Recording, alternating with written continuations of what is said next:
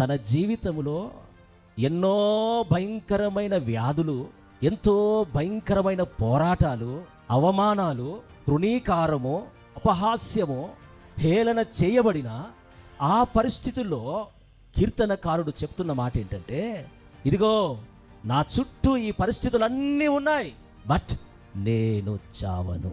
ఇప్పుడు దావీదే తాను తరుమబడుతూ ఉన్న, రిజెక్ట్ చేయబడిన, వ్యాధుల మధ్యలో ఉన్న, పోరాటాల మధ్యలో ఉన్న, ఏకాకిగా మారిన ఆ పరిస్థితులన్నిటి మధ్యలో తాను గ్రహించింది ఏంటంటే, నా చుట్టూ ఇన్ని రకాల శోధనలు, ఇన్ని రకాల పరిస్థితులు ఉన్నాయి, కానీ ఇవి ఏవి నన్ను చంపలేవు.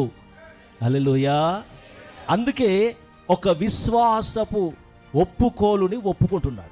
దేవుని నమ్మిన బిడ్డలుగా ప్రతి పరిస్థితుల్లో కూడా మన నోట రావలసిన మాట ఏంటంటే విశ్వాసపు ఒప్పుకోలు, ఫెయిత్ డిక్లరేషన్. ప్రజలు ఆశ్చర్యపోతారు, వీడి పిచ్చోడ్రా, చుట్టంతా శత్రువులు ఆవరించి ఉన్న, వ్యాధి పడకలో ఉన్న, అందరూ వెలివేసిన వీడు ఇలా మాట్లాడతాడు ఏంట్రా, పిచ్చోడు అనుకుంటారు.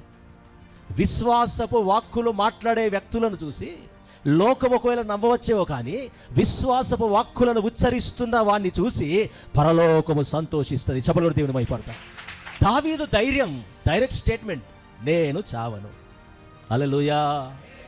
దావీదులో ఉన్నటువంటి ఆ హృదయముల ఆలోచన ఏంటంటే, నేను చావను, బ్రతుకుతాను.